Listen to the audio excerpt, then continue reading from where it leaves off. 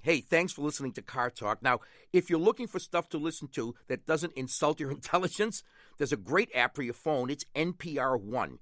It's got hand-curated artisanal suggestions to help you find the best from public radio and beyond, with podcasts and news. NPR One is ready when you are. That's NPR-ONE.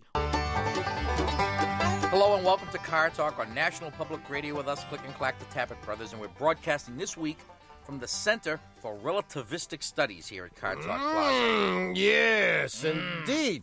I don't even remember who said this. However, we got a lot of mail. While said something wrong? While listening to your show, I noted you made a serious technical error. So what? What's new? In advising a gentleman from St. Louis, you suggested if he drove faster, relativistic effects would shrink his Ford Festiva to a vanishingly small size. So I remember as the Lorentz contraction. Well, here's another one. I have to read this one in its entirety, and I'll tell you why. No. Before you throw From this my letter physics away, professor at MIT. No. Before you throw this letter away, I am not in any way related to that 13-year-old brat Melissa Peters. Last week, a gent from England called in with a problem on his Ford Festiva. Aside from his problem, he had a theory that the small size of his car made him less of a target for accidents. One of you knuckleheads, this is serious. Oh, the reason he said I'm not related to Melissa Peterson is his name is John Peterson. Aha. One of you knuckleheads commented that if the Festiva approached the speed of light, it would get even smaller. Your theory of relativity must be the quasi-automotive theory of relativity. According to Professor Einstein's theory of special relativity, mass increases as objects approach the speed of light. I didn't say it wouldn't get heavier. Wait. Don't give away the answer. We'll kill him later. This means that the Festiva would get larger instead of smaller. Au contraire, John. I thought I would include an excerpt from Stephen Hawking. He even spelled it wrong. Stephen Hawking's book, A Brief History of Time, which I read in its entirety, by the way. Didn't understand a word. No, I got lost after the forward. It's hard to read a book when you don't understand it. Yeah. Because I flunked the only physics class I took in Learning is college. hard, but it's harder when you're stupid. It certainly is. There is, however, a possibility that you are correct because, after all, relativity is only a theory. Thank you for all the fun about cars. And now the P.S., which is most important. There's $20 in it for each of you if you read this letter on the air. Yeah? Okay, John. Well, it is true that mass increases. We know that. We know that E equals mc squared. So let's not get too far afield here. Yeah. Go ahead, but just go ahead. E equals mc squared. We know that, right? That's about it. So if you got two things, m and c squared, if one of them gets very big, the other one's going to get very small, right? Sure. So there. That's my case. Now, mass increases, but that doesn't mean that the length increases. And my brother happens to be an expert on the Lorentz transformation. Where is he? Where is he when you really need him? Oh, Lorentz? Can we take a call? Well, I mean, are we coming right out? I mean, you're the one who told me that this was wrong. I flunked this course. They didn't have that course when you were there because Einstein was still working on the theory. He was working in the patent office. He was working in the patent office. But, I mean, according to you. Oh, don't put the onus on me. Well, I have to. You're usually more on than me. Yeah, but I admit. In fact, you're on more. You're a moron. I admit not knowing anything. I honestly didn't understand. So you're going to defer to me? Well, yeah. Well, I don't remember. I mean, it was 25 years ago that I took this course, but I do remember reading something about the Lorentz contraction. That is, things approach relativistic speeds. They shrink. They don't really shrink, but they appear to shrink. They appear to shrink, in which case it may be that these 25 people who wrote these nasty letters are confusing mass and length. Nice. As we well know, if something is heavier, it doesn't have to be bigger. No. We know that there are lots of people who are short, and they're big. Anyway, they are approaching the speed of light. If you have a question about your car or anything. Relativity notwithstanding. Right, anything. We'll take anything. The number is 888-CAR-TALK. That's 1-888 227-8255. Hello, you're on Car Talk. Hey guys, this is Mark Silver from San Diego. Hey, Mark. How you doing, man? Good, thanks. Question is, my car, when I come out in the morning, or actually when it's been sitting any longer than like 4 or 5 hours, and I start it up, there's like a cloud of kind of black smoke that comes out. Black? Yeah, pretty, dark smoke. And then it kind of vibrates a little bit for about maybe 15, 20 seconds, and then it's gone. Is this like a 1951 Ford pickup truck? No, this is actually a 93 Volkswagen Jetta. It's got probably about 100,000 miles. Oh, really? Yeah. 93 Jetta. How long does it have to sit? 4 or 5 hours. About 4 or 5 hours. I just guessed because he said it before. You live where it's warm? Is it warm where you live? San Diego. Well, Yeah, San Diego, yeah. And, Is this green, this Jetta? No, they don't make a green Jetta. Actually, it is. It's turquoise. Oh, I know it well. Aquamarine. I get a hard time about that. Call it whatever you want. Yeah, that's a girl's color, huh? Exactly. Yeah, I know. What were you thinking, man? I got a good deal. You got a good deal. What I think is happening is that you have leaking injectors. Okay.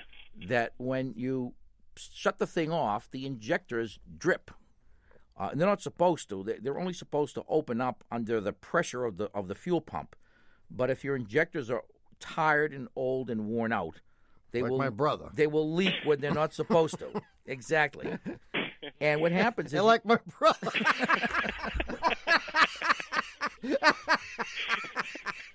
It just happens. I can take it. Yeah. So what happens is that the injectors drip gasoline basically into the cylinders. So when you start the thing up, you've got way too much gas in there. And as you know, when a car runs really rich, what happens? Black smoke. So it's burning that off. It'll burn burning that off, and usually it takes 15 or 20 seconds, and then it burns off, and then the thing runs fine. You could choose to do nothing about it. That won't hurt the car? Hurt the car. How many miles do you have on it now? 100,000. I'd say about 100,000. Are you paying attention here? His name is Mark. He's from San Diego. He's got a 93 Jetta. It's got 100,000 miles on it, and it's green. I didn't miss a detail. So you've got about 100K on it. Yeah, I'm going to guess. Yeah. I don't think it's going to hurt the car necessarily. If it doesn't, It's going to get worse, though. Yeah, if it doesn't get worse, leave it alone. So what's my option then? Change the fuel injectors? Yeah, you might need to replace the injectors, which are expensive. But you know what? You can take it to your shop, and they can run the engine, get it hot, and pop the injectors out and see if, in fact, they are leaking. Okay. And if there may be just one of them that's doing it, in which case you replace just one. Alternatively, you can try a fuel injector cleaner. Yeah, which we now sell on our website. See you, Mark. Thanks, appreciate it. Bye-bye. Take care. 1-888-CAR-TALK. That's 888-228-255. Hello, you're on Car Talk. Hey, guys. My name's Linda Weaselquist, and I'm calling from Seattle. Linda, how are you? Good. How are you? Excellent. I must say, however, that I am originally from Westford, Massachusetts. West Ford. No kidding. So how long you been in Seattle, Linda? Oh, about 2.5 years now. Are you having fun? Yeah, it's pretty fun. It's kind of damp. You involved in a high-tech business? Actually, I'm not. I'm involved in the consulting business. Low-tech. Yeah. Is that why you moved to Seattle, like to get a different job? Well, the job market's pretty good here, so I kind of figured, hey, I'll move here. I graduated from college and decided to have a little adventure. Where did you graduate from college? Cornell. Cornell? Yeah, upstate New York. Far above Cayuga's Exactly. water. There's an awful smell. There's an awful smell. I don't think that's the version that they house that they call Cornell. Yeah. So what are you calling us for, Linda? You got nothing better to do? Well, I have. And are you billing it to a client? Yeah. My Swedish client. I have a Volvo problem. Yeah. Yeah. Speak to us. I have a 1970 Volvo 144S. The consulting business went good. With 259,000 miles on it.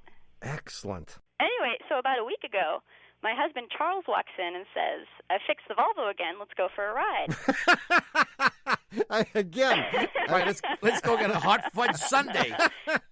So I walk outside, and my jaw hits the ground because Duct he's tape. really hit the Volvo. I mean, he's really done it this time. Yeah. He cut the top off of the car.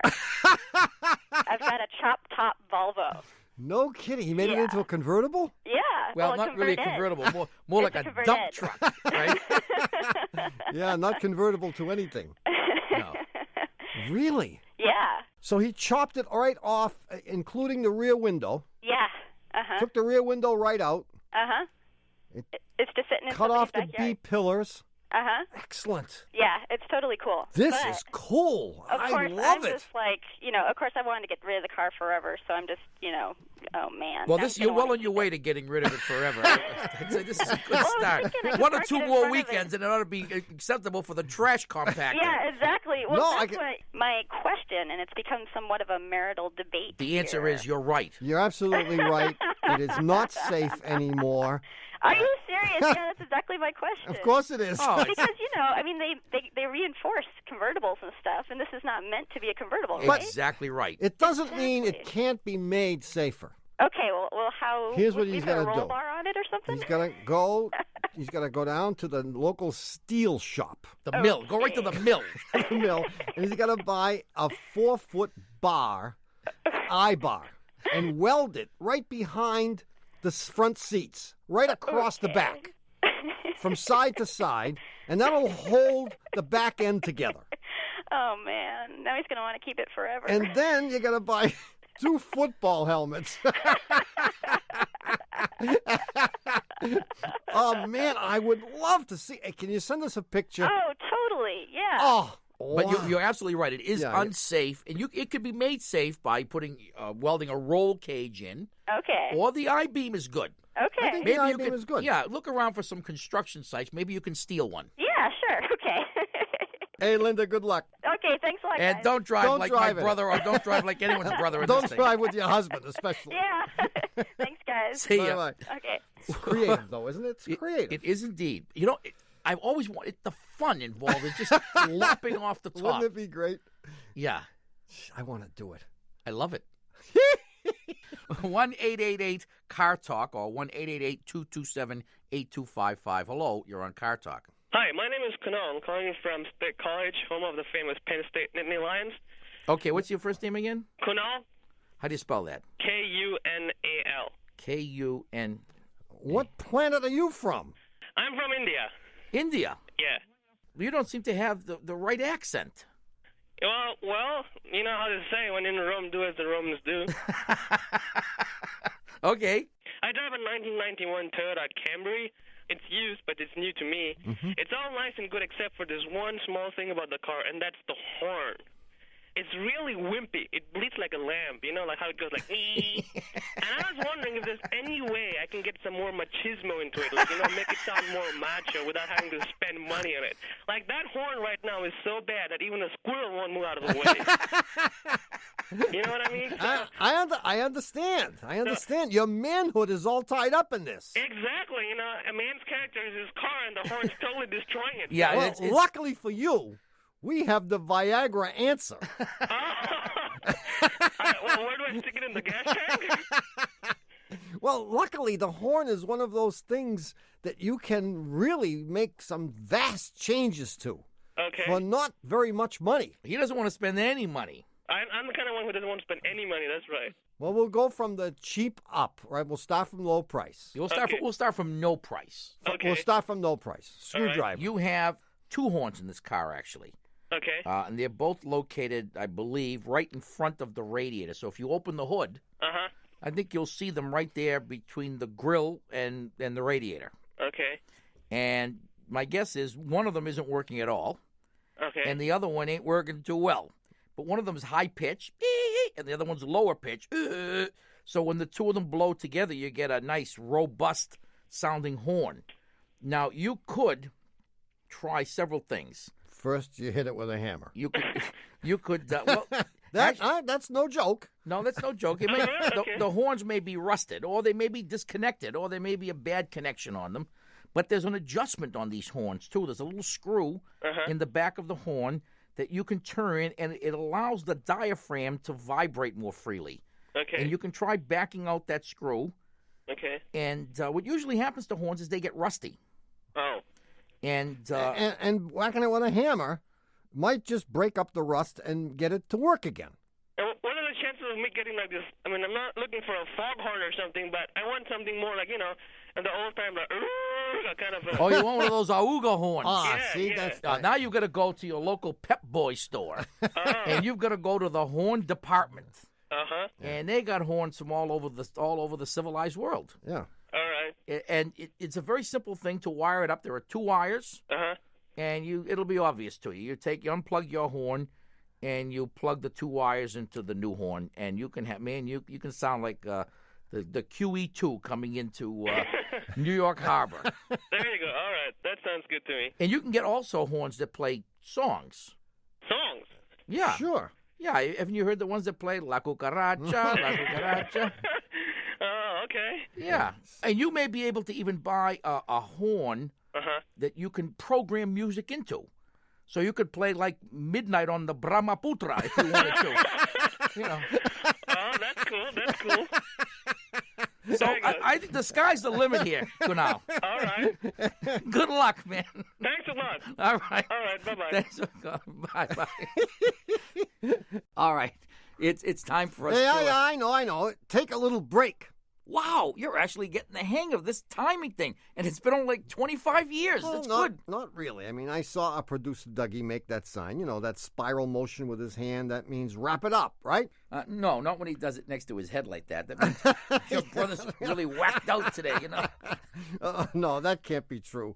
I see him do that every week. Yeah, well, think about that. We'll be right back with more of your calls in just a minute, so don't go anywhere. I won't. Here come the tow truck. See if any of your friends got AAA. Here come the tow truck.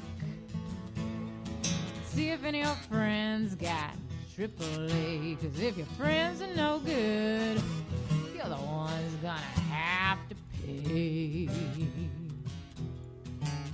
People with car trouble, they're the bluest people I've ever seen. People with car trouble, they're the bluest people I've ever seen. People with car trouble, they don't remind me of the people in the magazine. And even though Beethoven rolls over and tells Tchaikovsky the bad news whenever he hears us say it, this is NPR. Hi, this is Morning Edition co-host David Green, and the truth is, I don't even like cars, with one exception, the cars you guys donate to us. Did you know that your old car can be turned into Morning Edition, all things considered, or wait, don't tell me? Kind of makes you like cars, doesn't it? Turn your car into the programs you love. Here's how to do it. For more information, visit the Car Talk Vehicle Donation Program at cartalkvdp.com.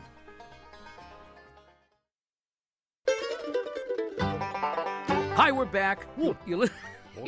I'm sorry. You're listening to Car Talk with us, Click and Collect, the Tappert Brothers, and we're here to talk about cars, car repair, and a philosophical question that only my brother can answer. Well, apparently. This was sent in by a listener named Tom Modica, and it was directed specifically to me. I'm sure. It's a Dear Tom, I recently read a novel named Nightfall by Nelson DeMille. In the book, the author poses a question which he doesn't answer. After thinking about it for several weeks, I realized you must know the answer to this. Huh? Here's what the question is. If you do nothing, how do you know when you're finished? Gee, well, speaking of conundrum. If you do nothing, how do you know when you're finished? I love it. Do you have anything to say for yourself, young man? No, I don't. Not right now. This is akin to Alex is asking you if you went on vacation. How would you know? How would you know you were on vacation? Have you ever known? And I realize that's why you don't like vacation. You don't like the idea of someone telling you you're on vacation. I like to just do it. Be it. Well, good work. Well, look, speaking of conundrum, if you're wondering where the puzzler answer is, it's still on summer vacation. And while it's gone, My brother is dutifully working his way through his large pile of listener mail, and frankly, we're getting a little nervous that he might actually catch up with his mail, which means he'll have nothing to do, and he'll start bothering us again. Of course, if he has nothing to do, he might not know he's done. How would I know if I was finished? So if you have something that will help him fall further behind in his reading, by all means, send it to him right away at Mail for Tommy, Car Talk Plaza, Box 3500, Harvard Square, Cambridge. Our fair city. Matt 02238. Or you can email stuff to me from our website, cartalk.com. That's easy. Sure enough, but right now, if you have a question about your car or anything else, give us a call at 888-CAR-TALK. That's 888-278-255. Hello, you're on Car Talk. What was that? At 888-2278-255. Hello, you're on Car Talk. Hello, this is Dan, Lake City, Florida. Lake City. Yeah, kind of by Jacksonville down there. Yeah, not to be confused with Lake Buena Vista. Yeah, right. We've been there, man. We've been there. Oh, okay. The whole place was on fire the last time. I think my brother threw a cigar out the window. So you caused it all, huh? I think so. I don't know. So what's shaking? I'm having a problem with my car. Yeah. I've got a 93 Nissan Maxima. Right now it has about 150,000 miles on it. The problem I've had when I drive over a rough surface, for instance, railroad tracks, a speed bump, something like that, if I don't give it any gas, it kills. Really? Yeah, and if I put it in neutral and it'll start right back up. But when I drive over a rough surface, it'll kill. I haven't had it in the shop to check it out, but I thought I'd give you guys a ring and see if you could tell me what the problem is. When you come to the railroad tracks or the bumps or whatever in the road, right? If you slowed way down, it wouldn't do this. Yeah, it would. Get out. It would. Well, are you slowing down by stepping on the brake when you come to these things? Are you slowing down by simply taking your foot off the gas, or sometimes one, sometimes the other? Exactly. Or even sometimes if I'm going real slow. See, and it's sometimes like if it's, say, a big pothole or something. Yeah. Even if I'm going real slow, it'll just kill. But when it stalls, it starts right back up again. Yeah, I'll pop it in neutral. Okay, I know what it is. And fire right back up. It's a stick shift? No, it's automatic. I knew that. You did? No, not really. Sounded good though, didn't it? I think I know what it is. Oh, really? Yeah. I don't think so. No, I don't either, really. But I think Dan might buy it. There's a large rubber hose, basically, that runs between a device called the air mass meter and the intake manifold. Okay. And it conducts the air that has gone through the air filter and through the air mass meter and gotten measured by the air mass meter into the engine to eventually burn up the gas. Okay. If there's a crack in that thing, sometimes when you do certain things to the car, like go over bumps, that crack will open up enough to make the thing just shut right down. Huh. And then as soon as it does that and you stop and restart the car, right, the crack is closed up and the thing will be fine, and it may never give you a problem until you duplicate those conditions again. Right. So it must have something to do with going over a bump and causing the engine to move, and that crack is opening up. Interesting. Yeah, it could be the air mass meter itself, but because if you have 150,000 on it, I would suspect that bellows connecting the air mass meter to the manifold is broken. Okay. And you might be able, if my brother's right, you yeah. might be able to make this happen by letting it idle and jump up and down on the fender. Okay. Well, better than that, you can grab a hold of this thing while the engine's idling and squeeze it and play with it. Okay. And you'll get it to move, and when you do that, the engine will stall out, I bet. Sure. And if that's it, you'll find the crack. If that isn't it, don't ever call back again. Let me ask you this. Yeah. Does anybody ever call and you guys just don't have the answer? Totally stumped? You haven't been a listener for very long, have you? We make up answers all the time. Okay. We never let our listeners down. An answer's an answer's an answer. Right or wrong makes no difference. Thanks for calling, Dan. Thank you, sir. See? Bye-bye. Yeah, bye. Oh, man. Hey, you know what time it is now? Time to slash the prices on our summer white linen mechanics coveralls? No. It's time to play Stump the Chumps.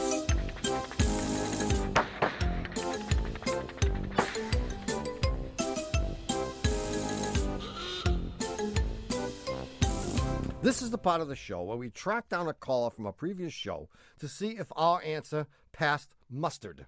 And if our advice was wrong, what happens? We fail inspection? Right, and a guy from the EPA comes out into the studio, slaps a rejection sticker on your forehead. All right, so who's today's chump stumper? It's Liz from Phoenix, Arizona. Liz called a couple of weeks ago and told us that her 93 Plymouth Acclaim was leaving little puddles of gasoline all over town. Well, isn't that embarrassing? Where I was going, It had wasn't stopped. doing it anymore. Here's what you need. You need a jumpsuit. Exactly. I haven't worn a jumpsuit since the 60s. Well, you're going to have to wear one. You need to buy yourself a petite jumpsuit. Something maybe in a nice Only- pink. I wish. They have pink ones. And you need to, when you smell the gas, which you may smell, you need to jump out of the car, in fact, you might want to just drive to work with the jumpsuit on. You need to jump out and stick your noggin in the Jumpsuit? We told her to wear a jumpsuit? How's that going to fix the gas leak? Well, it's not, but I always feel so professional, when I put my pink jumpsuit on. Yeah, with the leotards. So, I mean, what did we really tell her to do? I mean, I sort of remember this call. We told her, I believe, that one of the rubber seals in the fuel filter was probably leaking and that she should just replace it. There's a little O-ring. Yeah, and I was with you on that one. It sounds simple enough. Liz, are you there? Yes. Before we let you play Stump the Chumps, we need to make sure that the answer you're about to give is unencumbered by the bribery process.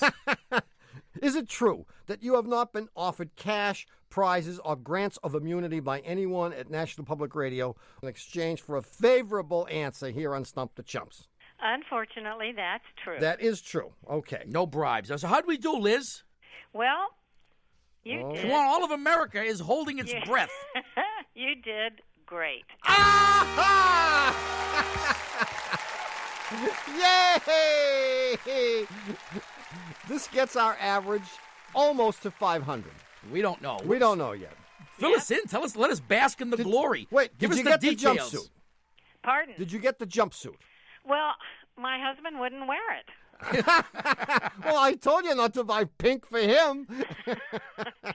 He wouldn't wear it. Yeah, so what happened? Yeah. So we took it in and told them that we had expert advice that this little valve on this quick release thing, I think you told me. Yes, on the fuel filter. Yeah. Yeah. And sure enough, they looked at that, and that's what it was. Wow. Now, I have a question for you. Uh-oh. Do you know how much it cost me?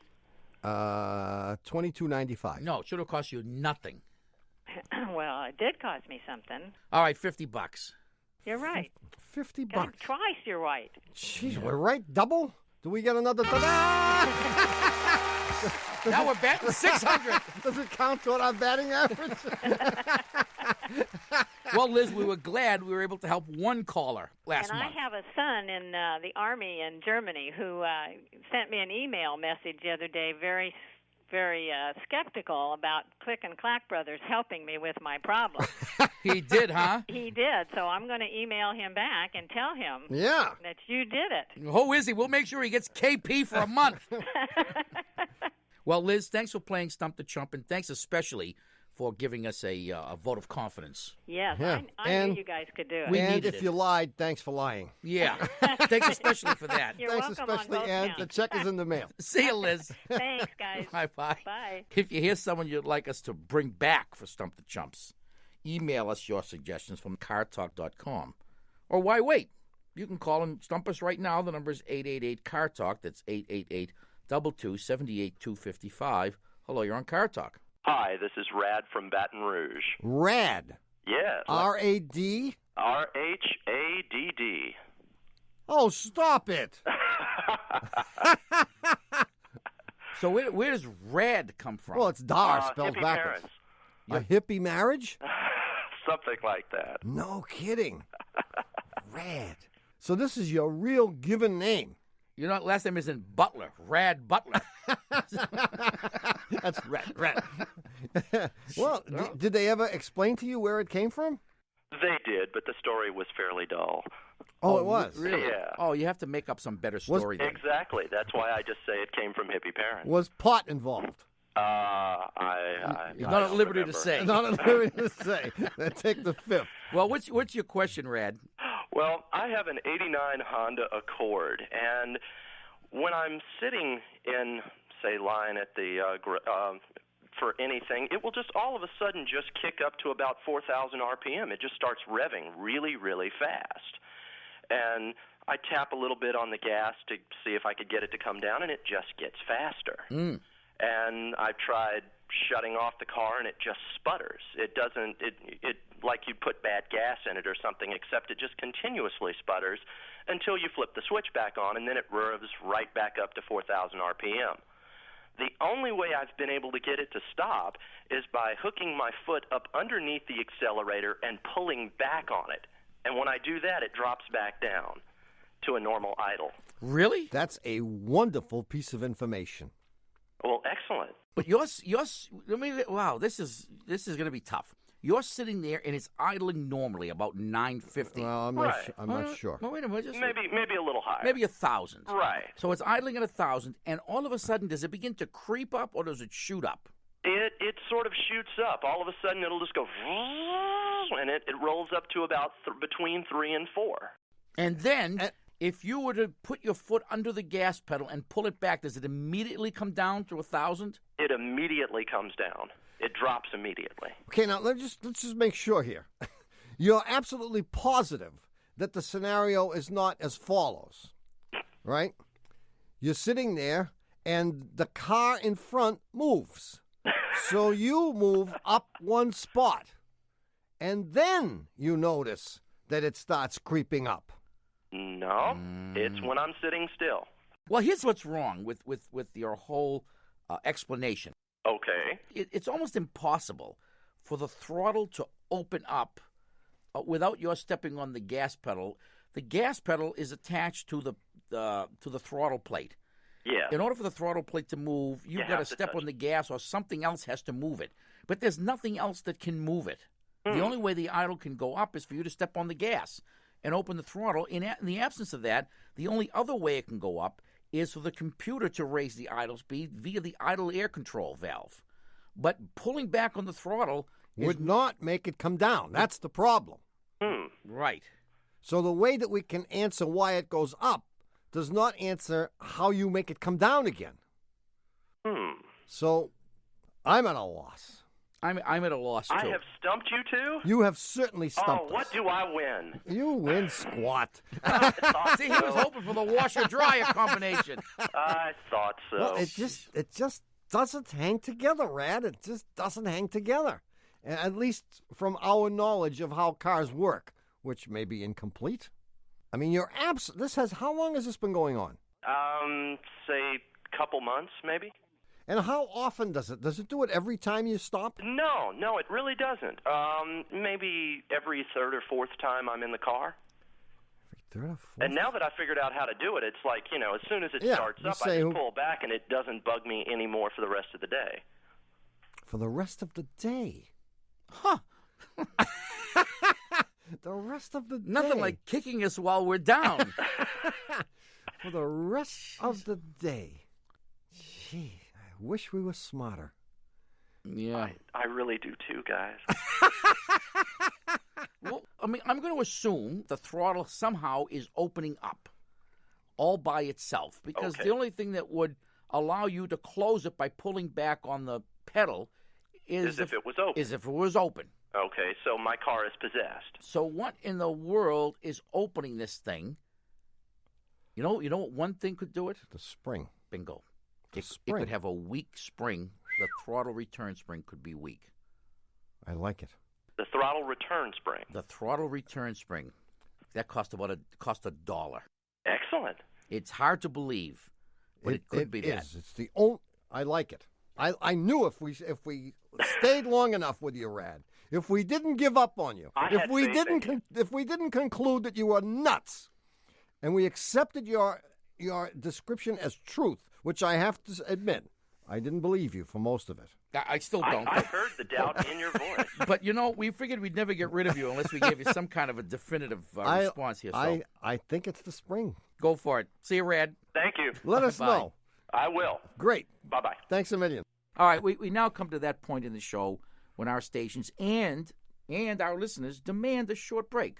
Both listeners want the break at the same time? Yeah, and both remaining stations, I think.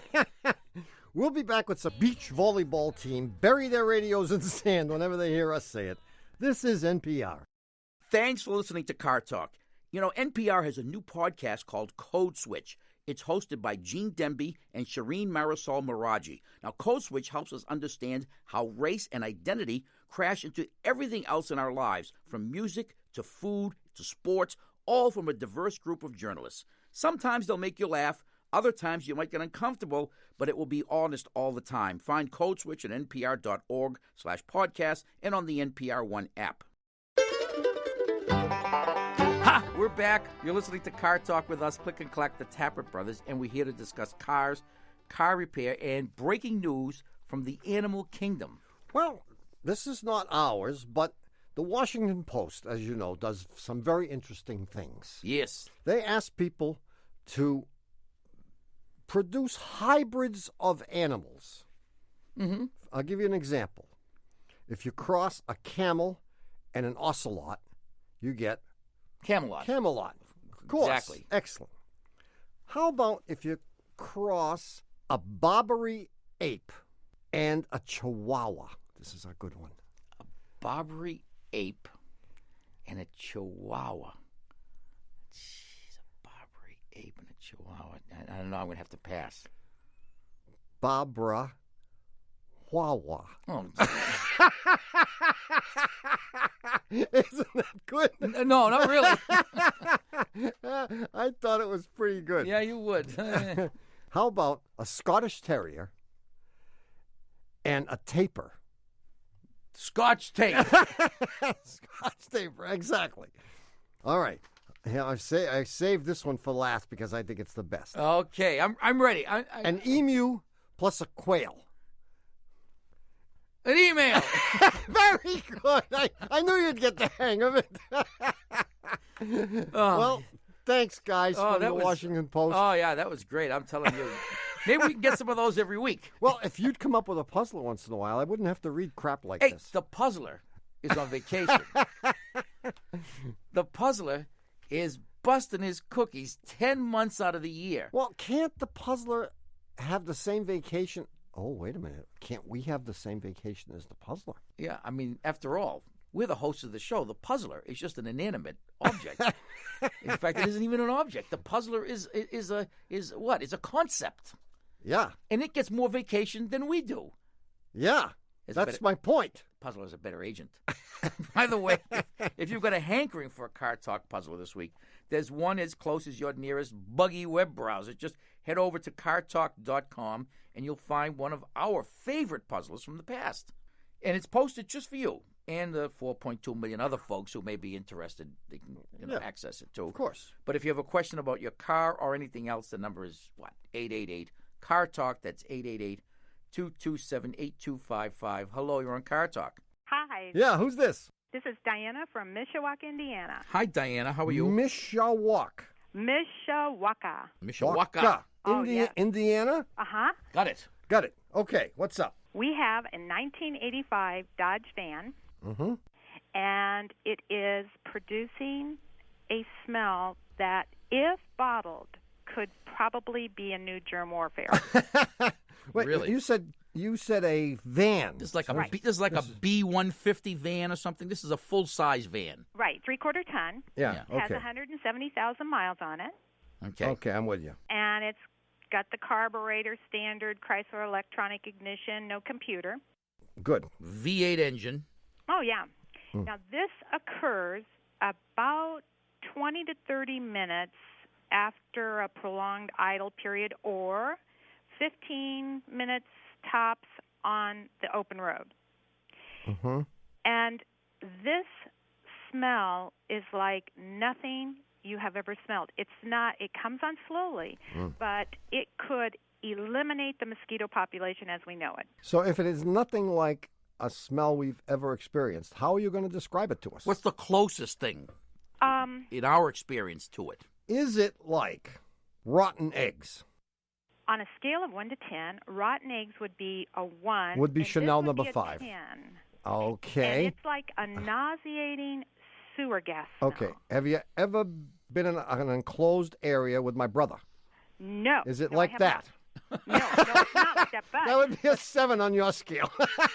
Now I'm in trouble, guys. Woo. Yeah. I definitely need your help here. Jeez, what could this be? And was the onset of this abrupt? That's exactly right. It hasn't abated at all. Well, here is the mystery. This is why I'm depending on you guys, because it really is a mystery. First of all, we just checked everything. We've gone through tune-up. Everything's been changed: spark plugs, wires, distributor, rotor. It had a compression test. Everything. How about smog test? Do you have a smog test or an emissions test in Indiana, or don't you care about the planet Indiana that you live on? No, they just pull it. You pull it into the farmyard and see how many hogs keel over. Right. And at the present time, I could wipe out an entire farm. This might be like a 10-hogger. Oh, absolutely. Oh, that's how they measure it on a scale of 1 to 10? Yeah. The number of hogs that keel over. Oh, right. And they put the little symbols The little symbol on your windshield. 3 hogs. That's exactly 6 right. hogs. Oh, God. Well, there goes a state. But now, guys, I've got a clue for you. Yeah. At 49,000 miles, they put in a fish oil additive into my transmission oil. Yeah.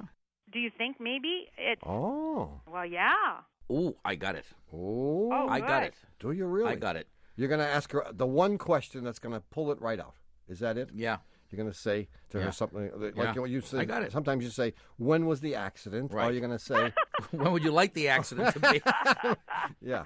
When did you have the radiator replaced? Here's the question. How often do you add automatic transmission fluid to it? Never. That was the only Would you like to reconsider?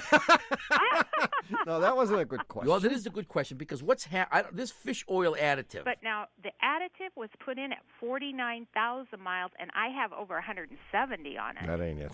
No, it isn't. Nah, it's not. Well, all right. Well, let's not. It's a horrible, disgusting, like garbagey smell. But you cannot pinpoint the smell. I mean, it's not coming out of the tailpipe. No, and they did an entire check on our exhaust system. There's no leaks. So this seems to just envelop the whole vehicle. Oh, totally. And where it's coming from is the outside of the exhaust system. For example, if you had driven over a skunk whose guts got on the exhaust system, like the catalytic converter and the exhaust pipes, then every time the thing heated up and reached that critical temperature, you would put more of this aroma into the air surrounding your vehicle. But now we put a new exhaust system on it. Oops. Everything new. There goes that. Well, you didn't replace everything. You didn't go all the way from the engine. You put the muffler and tailpipe on. He's struggling. I bet you didn't replace the converter. No, they didn't replace the converter. No. But if there was something wrapped around it, you don't. No, here's what my original dead theory. aardvark Wait a minute. lying there and the guy doesn't notice it.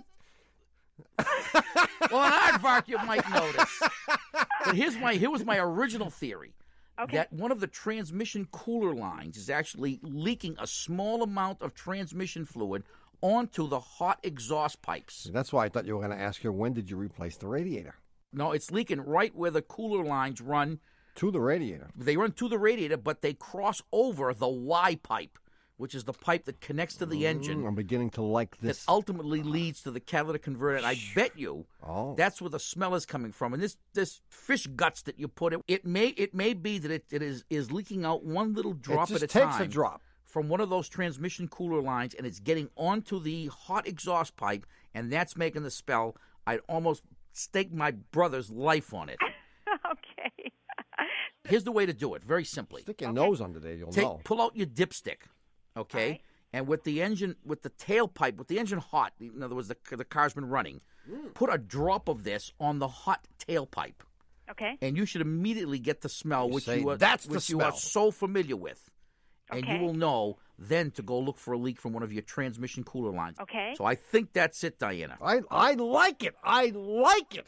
It sounds terrific. It was a struggle. Guys. You were difficult. Well, I have to force you to come up with the most creative and most credible, be they BS or not, answers.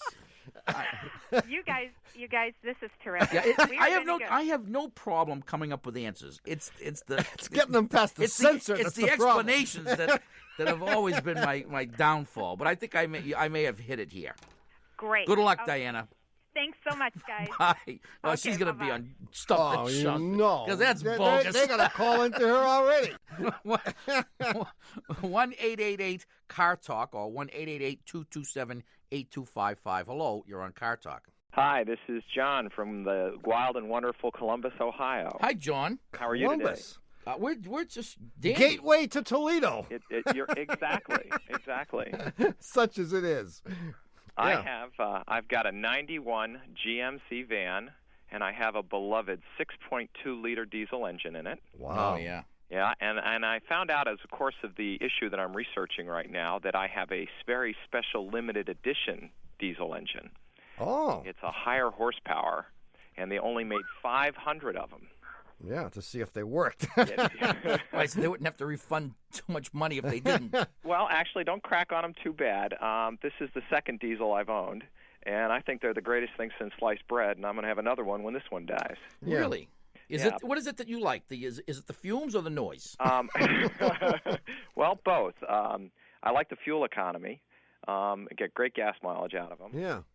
But the reason I found out I had this special limited edition was I went to replace the radiator, and I found out that it's a higher horsepower, and therefore it has a special radiator in it. Special $700 radiator, which just wipes out all your savings on gasoline for the last 2 years. Right. No, go ahead. Well, exactly, which means that there's no aftermarket because they only made 500, and I Right. end up having to buy it through the dealer. Yeah. What'd they soak you for that? Oh, it was in excess of $500. Oh, gee, I wasn't that far off, was I? No.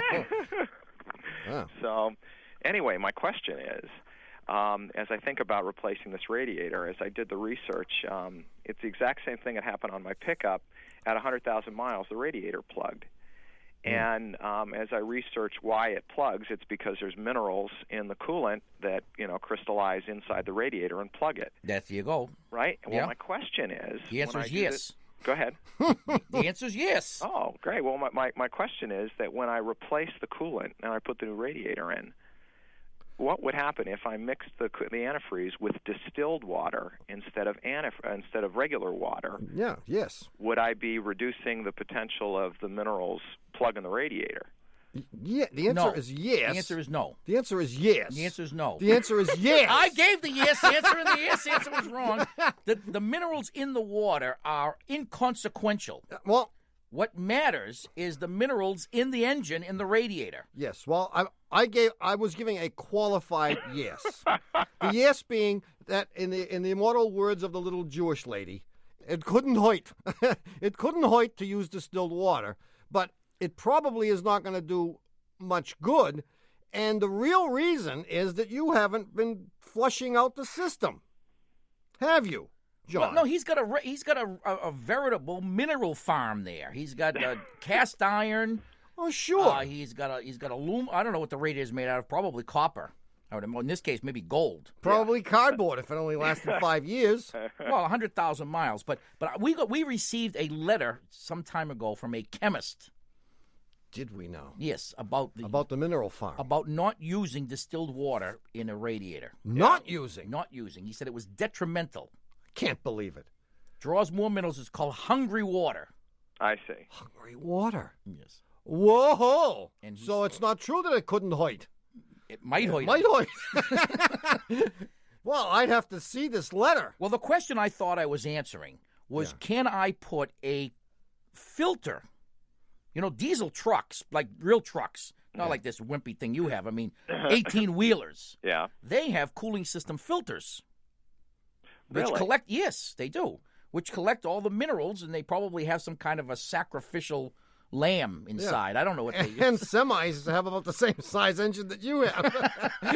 But you may be able to get that kind of a filter and filter, in fact, the coolant. Interesting. Or, I mean, you could just follow the instructions in the owner's manual, which might be a lot easier, because I know that you have never flushed the cooling system, have you? He has. He hasn't. I changed the coolant every 2 years. You do. But I don't use the flush when I change the coolant. I don't put the chemical in to clear it out. Well, I suspect that by just draining and refilling, you weren't getting the crud out, and you may have needed to really flush it. Nevertheless, I would investigate getting some kind of a cooling system filtration system. if this is going to be a problem. And I sense that you're determined to keep this thing forever. Oh, yeah, I'll just keep it running. Yeah. It's actually the other mechanicals that'll go before the engine goes. So. Yeah, and the truth is that you might not have to think about this because it's going to be another 100,000 miles before this radiator plugs up. Right. And by that time, you'll have thrown a rod. Well, when I posed this to my wife and said, geez, I wonder if distilled water would work, she suggested Perrier, but she's a little more upscale than I am. Yeah, Well, I that's don't. what happens when you you go marry broke a- in the Perrier. But I don't I'm think curious about this hungry water Well, theory. I'd have to recommend against the distilled water. It's just if the hungry water theory is correct, could be complete baloney. Could be. But it sounded so convincing. We will discuss this with Jim Davis, our resident chemist. Great. Professor Jim Davis of that great institute up the street. Who in his spare time does the Garfield comic strip. He'll know all about it. Yes. We'll let you know, John. Stay tuned. I will. Thanks for your call. Thanks so much, gentlemen. Bye. Bye-bye. Well, it's happened again. You've blown off another perfectly good hour listening to Car Talk. Our esteemed producer is Doug the Subway Fugitive, not a slave to fashion, Bongo Boy Berman. Our associate producers are David the Calves of Belleville Green and Catherine Frau Blucher Fenolosa.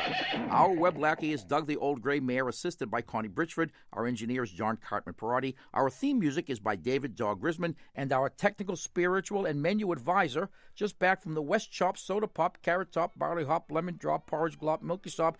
This is NPR.